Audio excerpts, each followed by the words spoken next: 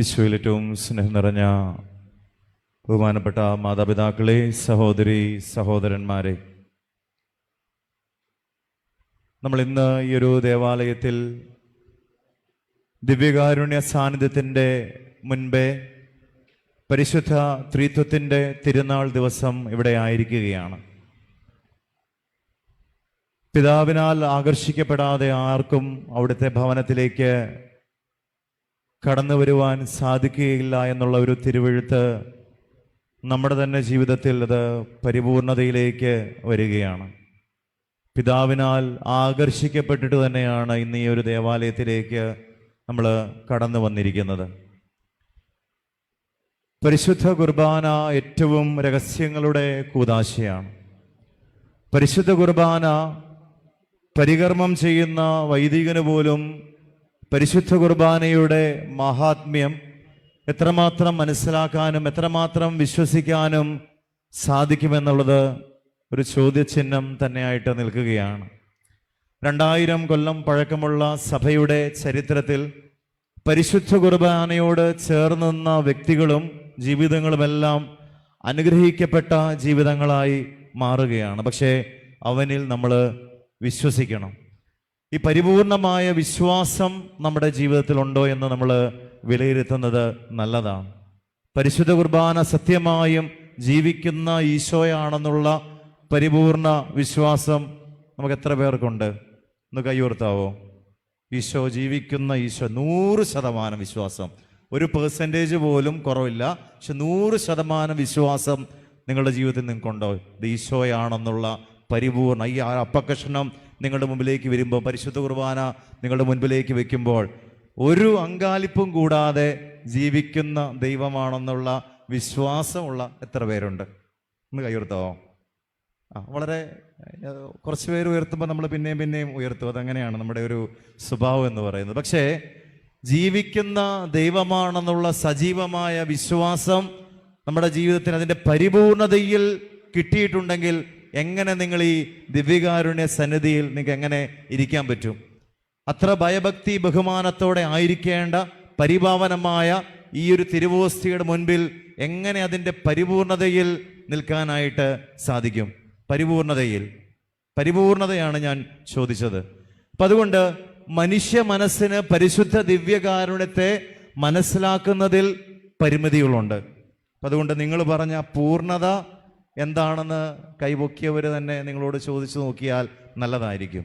കാരണം ഈ പരിശുദ്ധ ദിവ്യകാരുണ്യത്തെ അതിൻ്റെ പൂർണ്ണതയിൽ ഇവിടെ മനസ്സിലാക്കിയിട്ടുണ്ടെങ്കിൽ ഒരു മനുഷ്യനും ഇവിടെ ഉണ്ടാവുകയില്ല, ഈ പള്ളിയുടെ പുറത്തായിരിക്കും. കാരണം അത്രമാത്രം വിശുദ്ധിയുടെയും അത്രമാത്രം ആ ഒരു വലിയ ദൈവത്തിൻ്റെ മുൻപിൽ നിൽക്കാനുള്ള യോഗ്യത നമുക്കില്ല എന്ന തിരിച്ചറിവോടുകൂടി സ്വർഗം മുഴുവൻ ഇവിടെ നിലകൊള്ളുന്നുള്ള ആ വലിയ വിശ്വാസം നമ്മുടെ ജീവിതത്തിലുണ്ടെങ്കിൽ ഈ അടുത്തെങ്ങും നമുക്ക് നിൽക്കാനായിട്ട് സാധിക്കുകയില്ല. അപ്പം അതുകൊണ്ട് പ്രിയപ്പെട്ടവരെ, ഇവിടെ ദൈവത്തിൻ്റെ കരുണയാണ് നമ്മൾ കാണുന്നത്.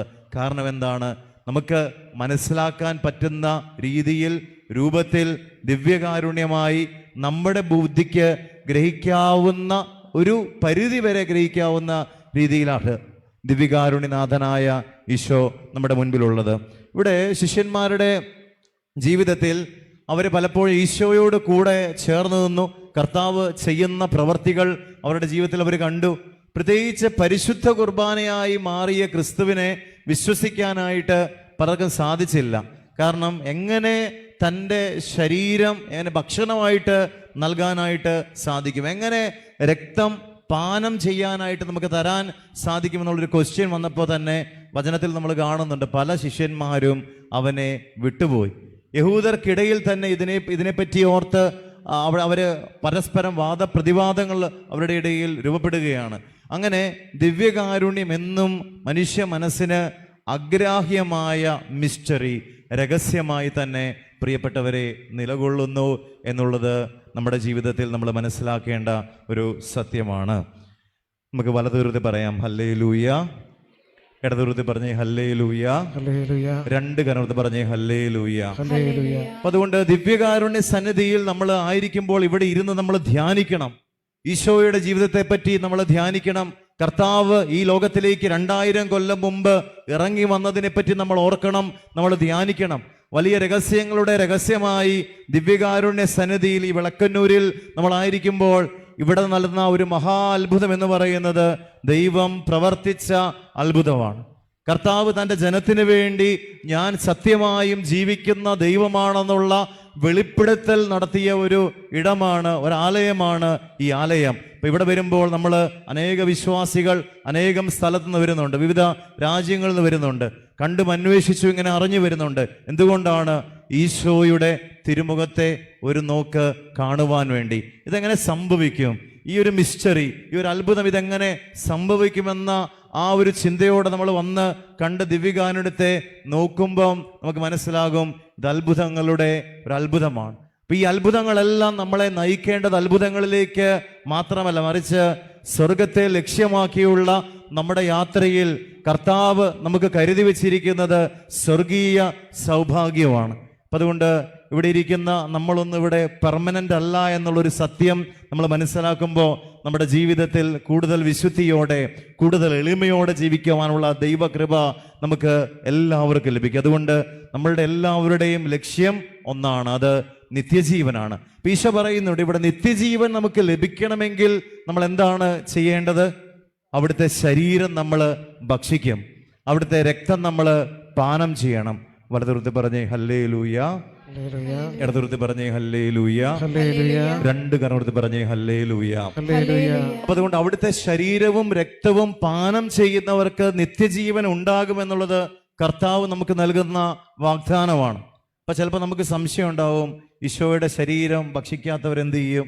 അന്യമതത്തിൽപ്പെട്ട ആളുകൾ എന്ത് ചെയ്യും? ഇവരൊന്നും രക്ഷപ്പെടുകയില്ലേ എന്ന ചിന്ത നമ്മുടെ ഉള്ളിലുണ്ടാകും. പ്രിയപ്പെട്ടവരെ, മറ്റുള്ള വ്യക്തികളെ പറ്റിയുള്ള അല്ലെങ്കിൽ അന്യമതത്തെ പറ്റിയുള്ള മതത്തിലുള്ള ആളുകളെ പറ്റിയുള്ള പദ്ധതി അത് ദൈവത്തിൻ്റെ മനസ്സിലുണ്ട്. അവർ രക്ഷിക്കപ്പെടാൻ മറ്റൊരു വഴിയാണ് അവർക്ക് വേണ്ടി മാറ്റിവെച്ചിരിക്കുന്നത്. പക്ഷേ മാമോദീസ വെള്ളം തലയിൽ വീണ എല്ലാ ക്രിസ്ത്യാനികളെ സംബന്ധിച്ചിടത്തോളം ഈ നിത്യമായ കൂദാശ, നിത്യജീവൻ നൽകുന്ന കൂദാശ, അത് നമ്മുടെ മരണം വരെ നമ്മൾ സ്വീകരിക്കണം. കാരണം ഇത് നമ്മളെ സ്വർഗത്തിലേക്ക് അടുപ്പിക്കുന്ന കൂദാശയാണ്. അപ്പൊ ഈ കൂദാശയുടെ മുൻപിൽ, ഈ പരിശുദ്ധ കുർബാനയുടെ മുൻപിൽ ഒരുപക്ഷെ ഒന്നും അറിയാതെ നമ്മൾ നിൽക്കും. നമ്മുടെ സങ്കടങ്ങളുമായി നമ്മൾ ഈ ദേവാലയത്തിലേക്ക് നമ്മൾ കടന്നു വരാറുണ്ട്, നമ്മുടെ വേദനകളുമായി ഈ ദേവാലയത്തിലേക്ക് കടന്നു വരാറുണ്ട്. ദൈവം എൻ്റെ പ്രാർത്ഥനകളൊന്നും കേൾക്കുന്നില്ലേ എന്ന ചോദ്യത്തോടു കൂടി ചങ്ക് പൊട്ടി കർത്താവിൻ്റെ തിരുസന്നിധിയിലേക്ക് വന്ന് പ്രാർത്ഥിക്കുമ്പോൾ നമ്മുടെ ഒരു പ്രാർത്ഥനകൾക്കും ഉത്തരം കിട്ടാതെ പോവുകയില്ല എന്നുള്ളത് ഉറപ്പാണ്. നിങ്ങൾ ചോദിക്കുന്ന എല്ലാ ചോദ്യങ്ങൾക്കും ഈ പരിശുദ്ധ അൾത്താര നിങ്ങൾക്ക് ഉത്തരം നൽകും, പരിശുദ്ധ ബലിവേദി നിങ്ങൾക്ക് ഉത്തരം നൽകും. നിങ്ങൾക്ക് ഒരുപക്ഷെ തോന്നിയേക്കാം, എന്തുകൊണ്ട് ദൈവം എൻ്റെ ജീവിതത്തിൽ ഇടപെടുന്നില്ല, എന്തുകൊണ്ട് എൻ്റെ ഭവനത്തിൽ ഇടപെടുന്നില്ല, വ്യക്തിപരമായ എൻ്റെ ജീവിതത്തിൽ കർത്താവ് എന്തുകൊണ്ട് പ്രവർത്തിക്കുന്നില്ല എന്ന് തോന്നിയേക്കാം. പക്ഷെ ദൈവം ഇടപെടേണ്ട ഒരു സമയമുണ്ട്. ഈ പള്ളി ഇവിടെ ആരംഭിക്കുമ്പോൾ ആരെങ്കിലും വിചാരിച്ചായിരുന്നോ ദിവ്യകാരുണ്യത്തിൻ്റെ ഒരു വലിയ അത്ഭുതം ഇവിടെ നടക്കുമെന്ന്? ആരെങ്കിലും മുൻകൂട്ടി പറഞ്ഞിട്ടുണ്ടായിരുന്നോ? ഇവിടെ വന്ന വൈദികർ മാറി മാറി ബലിയർപ്പിച്ച് ഈ അൾത്താരയിൽ വിട്ടുപോയി. ഒരുപാട് അച്ഛന്മാർ വന്ന്, ഒരുപാട് ഇവിടെ നമ്മുടെ കൂടെ ജീവിച്ച ആളുകളുണ്ട്, മണ്ണോട് ചേർന്ന നമ്മുടെ പൂർവികരായ ആളുകളെല്ലാം ഉണ്ട്. ആർക്കും ഒരു ഐഡിയ ഇല്ലായിരുന്നു ഇങ്ങനെ ഒരു ദിവ്യകാരുണ്യ അത്ഭുതം ഇവിടെ സംഭവിക്കുമെന്നത്. പക്ഷേ ദൈവത്തിൻ്റെ മുൻപിൽ ഇതൊരു തിരഞ്ഞെടുക്കപ്പെട്ട ആലയമായി മാറിയത് പ്രത്യേകമായി കർത്താവ് ഇടപെട്ട ദൈവം പ്രവർത്തിച്ചത് കൊണ്ടാണ്. അപ്പം അതുകൊണ്ട് നമ്മുടെയൊക്കെ ജീവിതത്തിൽ എപ്പോൾ വേണമെങ്കിലും ദൈവത്തിന് പ്രവർത്തിക്കാം എന്നുള്ളതിൻ്റെ ഒരു ഉദാഹരണം കൂടിയാണ് ഈ ഒരു ദിവ്യകാരുണ്യ അത്ഭുതം. അതുകൊണ്ട് പ്രിയപ്പെട്ടവരെ, നമ്മൾ തകർന്നു പോകുന്ന ജീവിത അനുഭവങ്ങൾ നമ്മുടെ ജീവിതത്തിലുണ്ടാകാം. നമുക്ക് ആരോടും ഏറ്റുപറയാൻ പറ്റാത്ത ഒരുപാട് നൊമ്പരങ്ങൾ നമ്മുടെ ഹൃദയത്തിൻ്റെ ഉള്ളിൽ നമ്മൾ സൂക്ഷിച്ചേക്കാം. ഇവിടെ എല്ലാം നമ്മളെ പിടിച്ചു നിർത്താനായിട്ട് പരിശുദ്ധ കുർബാനയ്ക്ക് സാധിക്കുമെന്നുള്ളത് ഉറപ്പാണ്. അപ്പം അതുകൊണ്ട് നിങ്ങളുടെ ജീവിതത്തിൽ ഒരിക്കലും തളർന്നു പോകരുത്. പരിശുദ്ധ കുർബാനയിൽ നിന്ന് ശക്തി സ്വീകരിക്കണം. കുമ്പസാരം അതിൻ്റെ പരിപൂർണതയിൽ സ്വീകരിച്ചുകൊണ്ട് ഓരോ പരിശുദ്ധ കുർബാനയും സ്വീകരിക്കുമ്പോഴും നമ്മൾ മനസ്സിലാക്കേണ്ട കാര്യം, ഇതെനിക്ക് നിത്യജീവൻ നൽകുന്ന ഒരു കാര്യമാണ് എന്നുള്ളതാണ്. കർത്താവിൻ്റെ അടുത്തേക്ക് പോയി ഭൗതികമായ ആവശ്യങ്ങൾ നമ്മൾ ചോദിക്കാറില്ലേ? എത്രയെത്ര സ്ഥലങ്ങളിലേക്കും എത്രയെത്ര ദേവാലയങ്ങളിലേക്കും പോയാണ് നമ്മുടെ ഭൗതികമായ ആവശ്യങ്ങൾ നമ്മൾ ചോദിക്കുന്നത്. കർത്താവേ, എനിക്ക് നിത്യജീവൻ നൽകണമേ, അതിൻ്റെ ഓർമ്മയെങ്കിലും എനിക്ക് നൽകണമേ എന്നുള്ളൊരു പ്രാർത്ഥന എന്നെങ്കിലും നമ്മുടെ ഉള്ളിൻ്റെ ഉള്ളിൽ നമ്മൾ തോന്നിയിട്ടുണ്ടോ? ഞാൻ പരിശുദ്ധ ബലി അർപ്പിക്കുമ്പോൾ എപ്പോഴും ഞാൻ ചിന്തിക്കുന്ന ഒരു കാര്യം, ഇത് എൻ്റെ അവസാനത്തെ ബലിയാണ്. ബലിയർപ്പിക്കുന്ന ആദ്യത്തെ ബലി മുതൽ ഇന്ന് വരെ ഇവിടെ നിൽക്കുന്നത് വരെയുള്ള ഓരോ ബലി അർപ്പിക്കുമ്പോഴും ഞാൻ ചിന്തിക്കുന്നത് ഈ പരിശുദ്ധ കുർബാന ഇത് അവസാനത്തെ കുർബാനയാണെന്നുള്ള ബോധ്യത്തോടു കൂടിയാണ്. പ്രിയപ്പെട്ടവരെ, അങ്ങനെ ഒരു ചിന്തയോടുകൂടി നമ്മൾ ഓരോ പരിശുദ്ധ ബലിയും പങ്കെടുക്കുമ്പോൾ ആ ബലിയുടെ കൃപ നമുക്ക് ലഭിക്കുന്നത് നമുക്ക് അറിയിക്കാനായിട്ട് സാധിക്കുകയില്ല. അപ്പം അതുകൊണ്ട് നമ്മുടെ ജീവിതത്തെ ഈ പരിശുദ്ധ ബലിയോട് നമ്മൾ ചേർന്ന് നിൽക്കണം. പ്രത്യേകിച്ച് ഈ ലോകത്തിൽ തിന്മ ഇങ്ങനെ വളർന്നുകൊണ്ടിരിക്കുകയാണ്. നമ്മുടെ ഭവനങ്ങളിൽ, നമ്മൾ പോകുന്ന ഇടങ്ങളിൽ, സാഹചര്യങ്ങളിലെല്ലാം തിന്മയുടെ ശക്തി വളരെയധികം പ്രവർത്തിച്ചുകൊണ്ടിരിക്കുകയാണ്. അപ്പോൾ ഈ തിന്മയിൽ നിന്നുള്ള യഥാർത്ഥ വിടുതൽ നമുക്ക് ലഭിക്കണമെങ്കിൽ നമ്മൾ പരിശുദ്ധ കുർബാനയോട് നമ്മൾ ചേർന്ന് നിൽക്കണം. പ്രത്യേകിച്ച് സഭയുടെ ഔദ്യോഗികമായ ബഹിഷ്കരണ ശുശ്രൂഷകളിൽ, ധ്യാനങ്ങളിൽ ഞാൻ കണ്ടിട്ടുണ്ട്. പലപ്പോഴും ദിവ്യകാരുണ്യം എടുത്ത് ആശീർവദിക്കുമ്പോൾ ഈ തിന്മ ബാധിച്ചിരിക്കുന്ന വ്യക്തിയിൽ നിന്ന് അന്ധകാര ശക്തികൾ വലിയ ബഹളത്തോടുകൂടി വിട്ടുപോകുന്നതായിട്ട് കണ്ടിട്ടുണ്ട്. കാരണം എന്താണ്? പരിശുദ്ധ കുർബാന അത്രയേറെ ജീവിക്കുന്ന ദൈവത്തിൻ്റെ സാന്നിധ്യമാണെന്നുള്ള വലിയ തിരിച്ചറിവ് തിന്മയ്ക്കുണ്ട്. അപ്പം ഈ തിരിച്ചറിവ് തിന്മയ്ക്കുണ്ടെങ്കിൽ ഇതിലേറെ എത്രയേറെ തിരിച്ചറിവ് മനുഷ്യ മക്കളായ, ദൈവത്തിൻ്റെ മക്കളായ നമുക്ക് ഓരോരുത്തർക്കും ഉണ്ടാകണം. അപ്പം അതുകൊണ്ട് പ്രിയപ്പെട്ടവരെ, നമ്മുടെ ജീവിതത്തിൽ ദിവ്യകാരുണ്യത്തെ കൂടുതലായിട്ട് നമുക്ക് സ്നേഹിക്കാം. ത്രിത്വേക ദൈവത്തെ നമുക്ക് ആരാധിക്കാം. അതിനായി ദൈവം നമ്മളെ അനുഗ്രഹിക്കട്ടെ. ആമേൻ.